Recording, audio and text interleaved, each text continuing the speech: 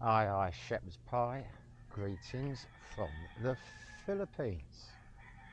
Welcome back to the channel for a walk and a talk about Thailand for a change. Hello.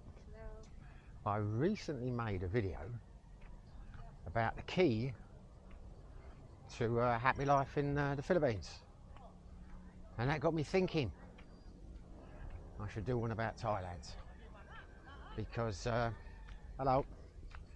because there is a key to a happy life in Thailand, and it's not the same as the Philippines. Now, this was it worked for me, might not work for you. We're all different, but it's an easy way of doing it. Doesn't require a lot of effort, and in my humble opinion, you will reap the benefits. And it never ceases to amaze me how many expats I knew over there that didn't try this, either because they refused to or couldn't. But the key for me, and it's definitely the reason I was so happy there and why things worked out for me over there, was to think like a Thai, because we are very different. And that's the difference between the Philippines and Thailand. Thailand has a very strong culture, the Thai culture. Thais are Buddhists. They think very differently to Westerners. They have a Buddhist perspective. They live, you know, hello, hello. Nice to meet you. Just making a video. I'm making a video, yeah. Okay, right. There you go. What a nice chat. Haven't got a clue what he was talking about, but a very nice chat. Anyway, where was I? I lost my train of thought. Hello. It's school finishing time, so it's a busy road at the moment. You can see the old sand pits are back. That's pure sand, that is. Don't know if you're getting that here, but it's like riding on a beach, and it's about 3 foot deep. But there you go. It is what it is. The benefits of living in a local barangay. So anyway, yeah, Thais think differently. And this is the thing that or the view I have always taken when I've lived in foreign countries. Part of the adventure for me is to go there and learn about the culture and embrace the culture, because I've never ever gone anywhere with the mindset that the way I do things is right and the way they do things is wrong, because I have a Western mindset. You know, there's no way around that. I grew up in the West. We all do. You know, you have your formative years, what is that, 1 to 4, whatever it is. You know, it develops your personality, you learn the values of your parents and the country you're in. But that doesn't mean we're right. You know, I think it's 8% or 9% of the world's population comes from Europe. America, I think it's a similar amount. I think it's 13% if it's the whole of the Americas. Either way, the vast majority, I think it's 54% or something like that, don't quote me, comes from Asia. So that's over half the world's population. So who's to say that they're not right and we're wrong? Because there's very few countries you can go to where some of the things you'll think we do it right, we've got the right idea. Other countries, you can learn something. Anyway, I'm digressing now because the traffic's got really busy. So yeah, as soon as I got to Thailand, I watched people try and think, why'd they do that? Why'd they do this? You know, pick things up. It's one of the reasons I've struggled in the Philippines. The culture is so similar to the West, so heavily influenced to the West. You know, I haven't been able to notice any discernible differences yet. Yeah, I'm sure there are, that you get in there, but not the same as Thais. God, I'm going around in circles here. It's so busy in the road. I thought I'd come down here and I would, you know, give you a bit of background, but it's hard to think and talk at the same time. Hard to multitask. Well, it is for me anyway. Some dogs down here, feeding some of the local dogs. That's nice of her. So anyway, what's the point I'm getting at? I had a video a few months ago I made about something, and someone said in the comments, can you do a video about the differences in dating between Philippines and Thais? Are Filipinos as mercenary as Thai women? Which made me think straight away, I don't think Thai women are mercenary. They're mercenary from our perspective, but they're not mercenary from theirs perspective, because the culture is different. Their view on the world is different, and it's quite a simple view if you get to understand it. And if you get to understand it and you try to think as a Thai, I'm not saying you have to become Thai in your outlook, I'm saying you have to learn to understand it and appreciate it, because if you do, it will make your life a lot easier. Now, a lot of expats go over there and refuse to. As far as they're concerned, they're from whatever country, you know, that's the way to do it. The Thais are stupid, they've got no heart, they're greedy, they're blah. They'll come out of all this crap. Some of them will understand the culture, but not really understand it. They'll just look down on it, and others just won't even try. And then they will wonder why they get ripped off by their girlfriends. You know, why things don't work out, why they can't keep a girlfriend, why they got married and she lost the house and all the rest of it. You know, a lot of it is because they haven't tried to see it from the Thai perspective. Or should I say, haven't really tried. You know, someone said to me once, a guy, and he's wrong, he said, you know, you marry a Thai, at the end of the day, to the family, a cockerel, a rooster is more important than you are. And you're thinking, nah, I can see why he might get that impression, but he hasn't dug deep enough and really thought about it. Anyway, that was a stupid analogy. So anyway, the point is, if you think as a Thai and you learn to think as a Thai, it will make your life a lot easier. And as I say, you don't have to embrace the mindset, you don't have to think that's the right way. But if you do, one or two things will happen. Your relationships will go more smoothly, in my opinion. You'll have less friction. But more importantly, it's a bit like the art of war. Know your enemy. If you know the mindset, and I'm not knocking the mindset, so I love the Thai culture, I really do. If you know your enemy, if we're going to call him your enemy, we're talking about splitting up and things, you won't be surprised by what's coming, because you'll be able to think, well, that's what she will do in a situation like that, and you can protect yourself. So those are the benefits of learning to think like a Thai. Anyway, we're on the main road now, and this might be noisy. Just going to take a little wander down here for a couple of 100 metres, and then I'm going to turn left back onto the quieter patch. Hopefully you can still hear me. Anyway, I have preambled enough about that. I will now go into some of the differences between the Thais, in my opinion, how they look at life and how we're different. The average Thai woman, and there will be the odd difference, I mean, they're not all the same, I am generalising. Of course I am, because you have to generalise, you know. If I was to make a video about every different personality over there, it would take days, and I've not met every Thai. But generalising, their outlook on life is pretty simple. You know, the whole Thai culture is family orientated. they dream. The average Thai woman dreams. It's very simple aspirations compared to a Western woman. Generalising again. In the sense that her ambition is to die in the village or the town that she grew up in,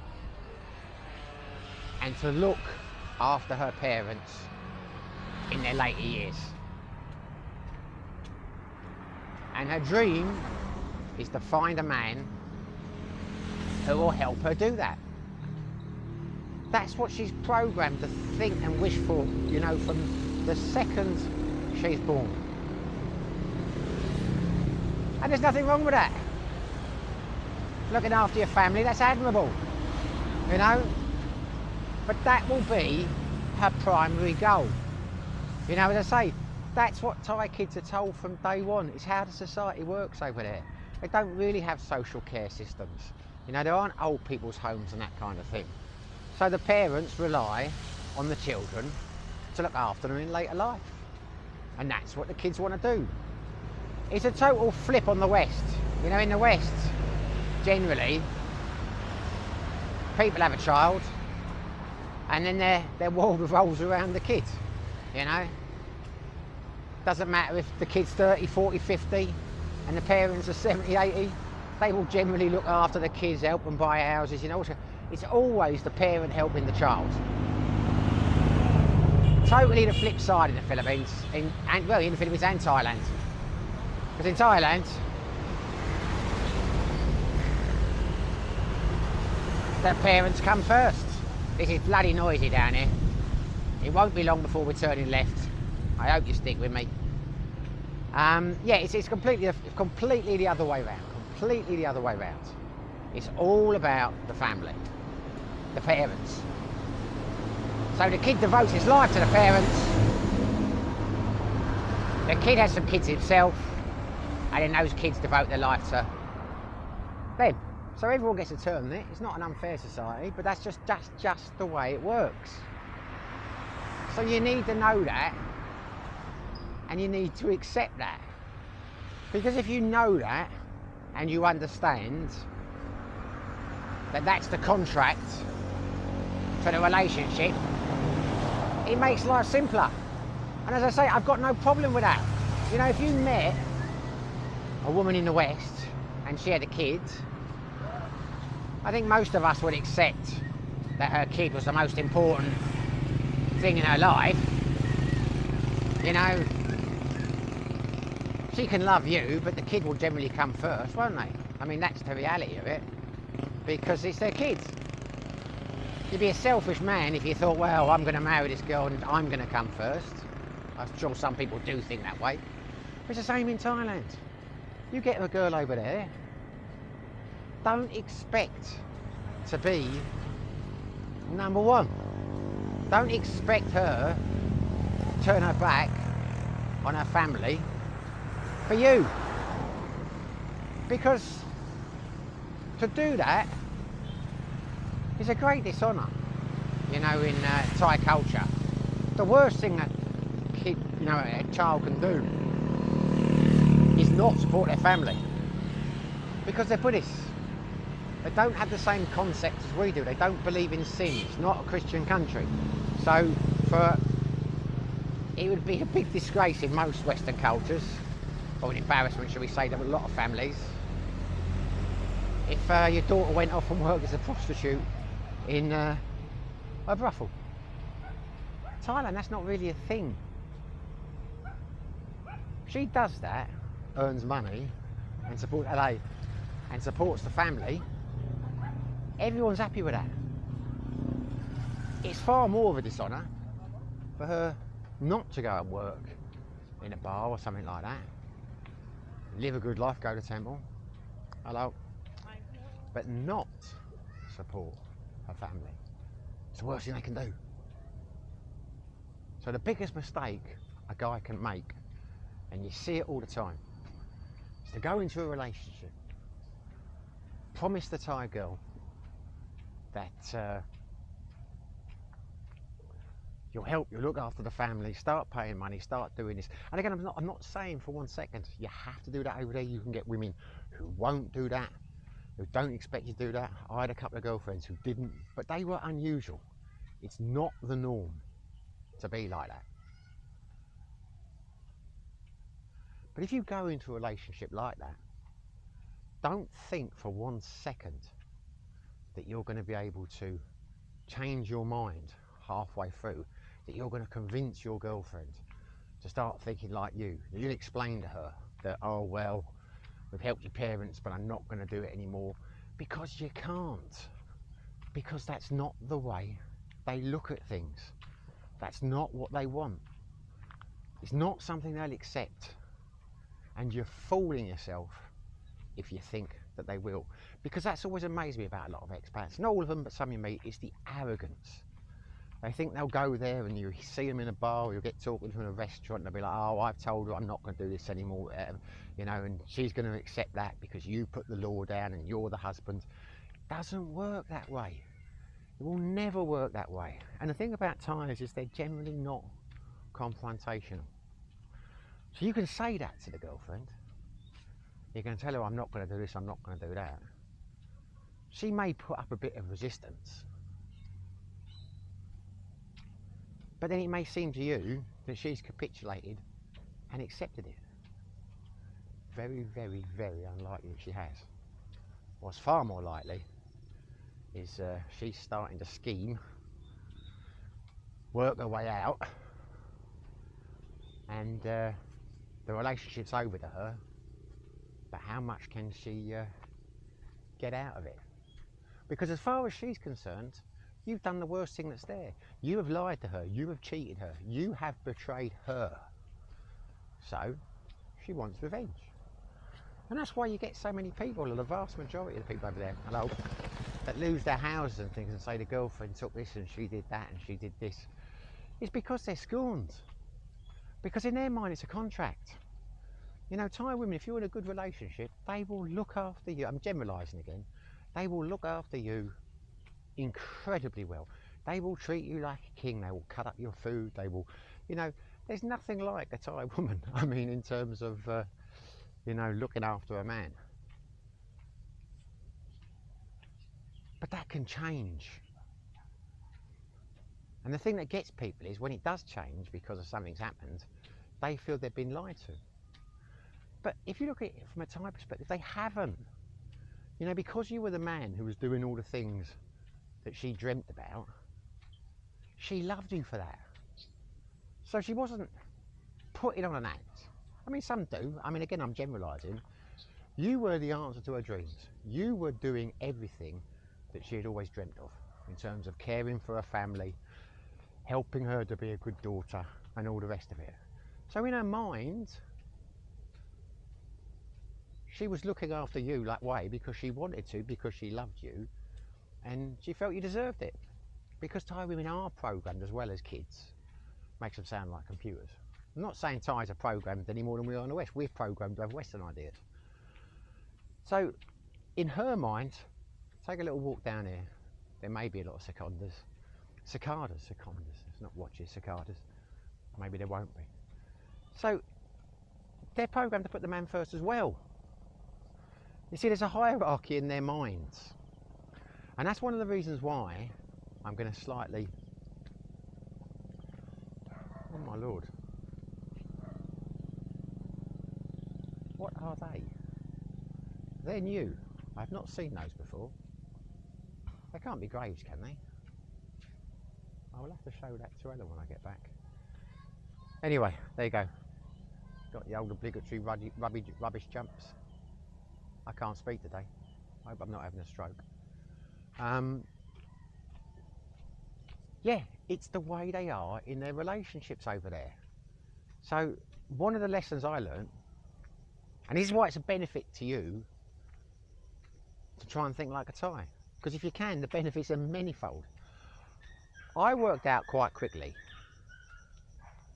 in the my relationship with my first serious relationship over there, that if I argued with Angelie, and we could have some fiery arguments, and say she wasn't your typical Thai, she would sulk for several days if I left her to it. We call it tempo over here. It's a common thing in Asian culture. And it was awful. It's like a dark cloud descended on the house. But what she'd do is, we'd have an argument, she'd sulk. She'd cook me my dinner or my breakfast or whatever, and she'd slam it down on the table, and then she'd walk off again. So one day, I said, I don't want the breakfast. And I could see the look in her eye. That bothered her. I thought, I'm onto something now. And from that point onwards, if ever we had an argument, and it was a fiery one, I wouldn't eat. I would turn down the breakfast when that came in, so I don't want it. I would turn down lunchtime. Hope to God it didn't get as far as dinner, because I'd be getting hungry by that stage. But without fail, by the third meal, if it went that far, there would be suddenly, I'm sorry, you must eat, I'm worried about you, you know, please, you got starved, you must eat something, I didn't mean to upset you. Because it was screwing with her mindset. And I wasn't deliberately trying to be an arsehole. I wasn't, you know, going out to manipulate. It might sound like it. But that's the way the Thai culture is. You know, she is programmed to help her family, but she's also programmed to care for her husband and to, you know, feed him, cook his meals, all that kind of stuff. It's what the Thais do. And because I learned that, we had very few arguments from that point onwards. You know, I knew another guy in a similar village, and he was telling me once, he'd been there a long time, like Thailand, like 30 years. If the girlfriend asked for money for the family, he would never say no. He would just say, okay, we'll sort something out, and yeah, we can do that. And a day or so later, she'd say, like, shall we go out here or that? Well, we'll go out, but we can't eat because we need the money to give to your thing, or I won't drink today because I haven't got the money because we're going to give the money to your... Wasn't making a thing about it, but he was slowly working on her mind in the sense that there was a consequence to giving the money. He would give it, but because he was giving it, he would have to give up certain things. And the fact that he did that meant one or two things. The amount that was required would drop down, or he'd still end up giving the money. But she was incredibly grateful. She was really nice, you know, for weeks, and, you know, trying to make it up to him. A lot better than saying, no, I'm not doing it. Causing a big argument, upset, and then reneging. Because once you've done that, the seed of doubt is in her mind. And the relationship generally, 9 times out of 10, starts to go south. Because as far as she's concerned, you've broken the contract. And that's the way they look at it. And it's not just Westerners. That's why I say it's mercenary. It's the way the culture works over there. And again, I was lucky. I don't know which way you look at it. You know, I've not been in relationships like that. I mean, when I was with Angela, the one I was talking about, I was with her 5 years. In all that time, I gave her mother, if you put it together, about $500 in total. Not because I refused to. They weren't that kind of family. You know, the mother asked for very little, and when she did, Angela would ask for very small amounts. I mean, there was one time she messaged us and said, can we please send some money? She had a problem with a bill. I was expecting to send her a couple of £100, and she said, no, just send her 2,000 baht, which is about, I don't know, £50. Stuff like that. So I wasn't refusing. I would have done more. I liked the mother. Just wasn't expected. I'd say that was an unusual relationship. But you get so many expats over there, they've been together a few years and they just put their foot down and say, I'm not doing this now, I'm not doing that now. And you think, in their mind, they think they've won the argument. They haven't. What they've done, or what they're gradually doing, is turning the Thai against them. You know, they feel betrayed. And that's why they go after the house. That's why they go after the land. That's why they're vicious. What we perceive as being vindictive when the relationship fails. In their mind, they're not being. And who's to say who's right and who's wrong? You know, it's a different culture. You know, in your later years, if you do things right, if you think like a Thai, they'll look after you. You hear all these horror stories on these channels about guys who've lost this and lost that, and you know, it's very sad, but you only ever get the guy's perspective. You don't know what went on. A lot of guys in the Philippines, in Thailand. Now, I'm not knocking this, you know, each of their own. Not my problem. I'm just giving my perspective on life in Asia. I don't knock anyone for doing this. You get a lot of guys in Thailand, particularly in Pattaya and things like that. They've got a girlfriend, got a wife. All they do is go out and drink. You know, they don't really interact with their wives, girlfriends. Girlfriends just sit there on the phones and that, you know.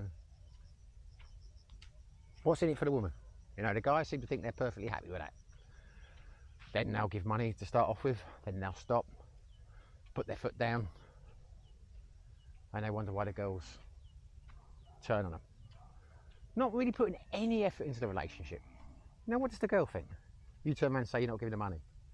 She'll be thinking, he can afford to go out and drink all day, he can do this and he can do that, but he can't help my parents, you know? And it's the same, as I say, it's not just with Westerners. In the village I lived in Thailand, in Phetchabun, all the guys there,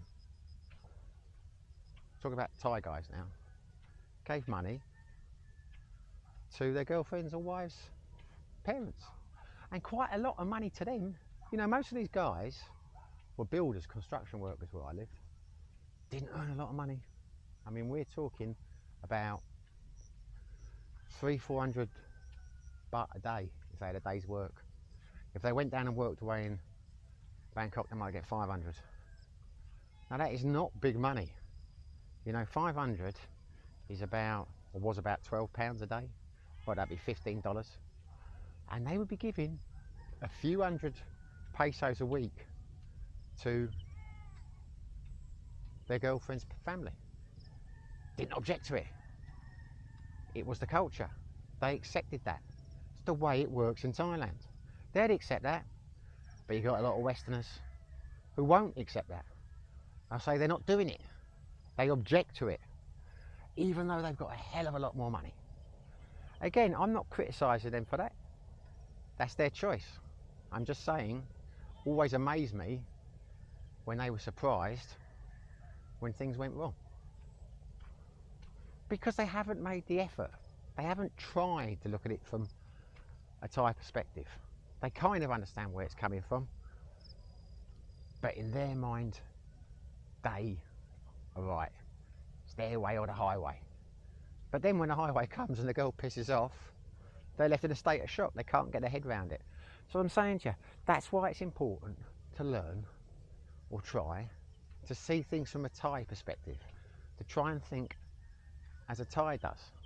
Because if you are going to live that lifestyle and you are going to just drink and enjoy yourself and do whatever and think, you know, well, I've worked hard in my life, this is my retirement or whatever, then don't get married. Or if you do get married, don't buy land. Because you're going to come unstuck. So as I say, I'm not saying you have to think like, you know, accept it and do that. I'm just saying, prepare yourself. It's the way the culture works over there. And it's a great culture. I mean, they live in the now. They're not like us. I mean, when I used to go back to England in the early days, when I was living in Thailand, I didn't have a car because I'd sold it to go to Thailand when I'd moved. So when I got back, I used to go and stay with my parents if I went back. The old camera switched off there for some reason.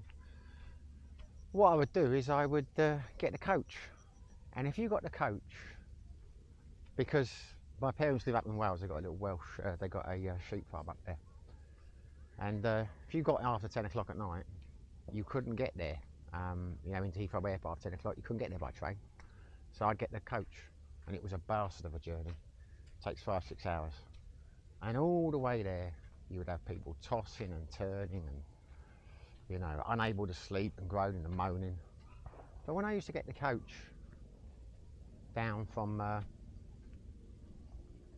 Phetchabun to Bangkok, similar journey, 6 hours, you get on that bus, night bus, within 2 minutes, all the Thais would fall asleep. They'd just be drop straight to sleep within a few seconds. I used to marvel at it because they live in the now. They don't worry about stuff like that. They don't feel guilty about things. You know, it's just a different culture. She takes a house and she does this and she sells, you know, kicks you off the property. She won't lose sleep over it.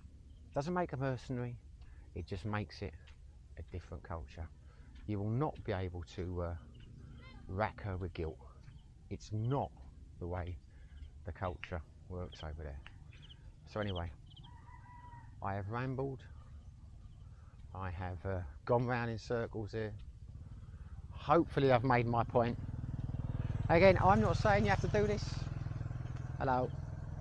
I'm saying it is the key to making a go of it in Thailand. If you can learn to think like a Thai, or appreciate, shall we say, the way the Thai culture works, the way Thais think, then your relationships will run more smoothly, I would suggest, on the whole. It will help you avoid a lot of arguments. It will help you to deal better with those arguments because you'll be able to see things from her perspective. But also it will prepare you for what can happen when things go wrong. And unless you're a fool, you won't expose yourself the way a lot of expats do. You'll think, right, if I do this, this could be the consequence. And the consequence of them doing that will be, I will lose this, or she could do that. And hello, and you can avoid doing that. Lovely people over here, so friendly, Filipinos. Look at this road. You won't appreciate it now, but this is all several feet of sand. This camera doesn't really demonstrate that. But there you go, it is what it is. I've learned to drive it. So there we are. Anyway, it is what it is.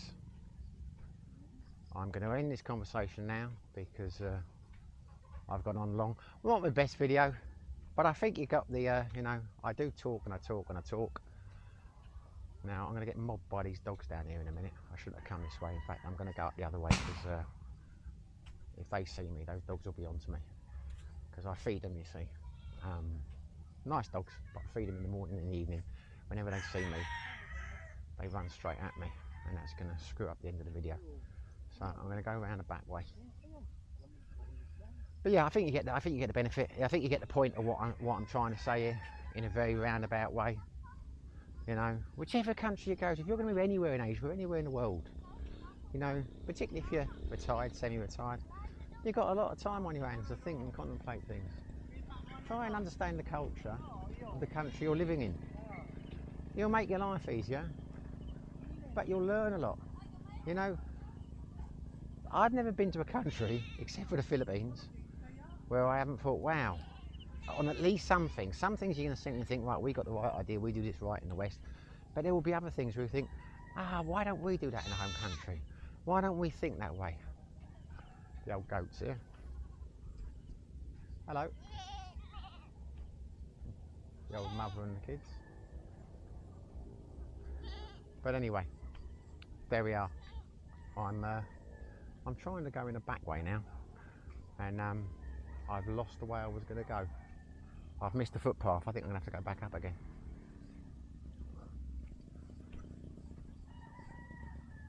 So that's it, folks. That's it. That is my tip for living life in a happy life in Thailand.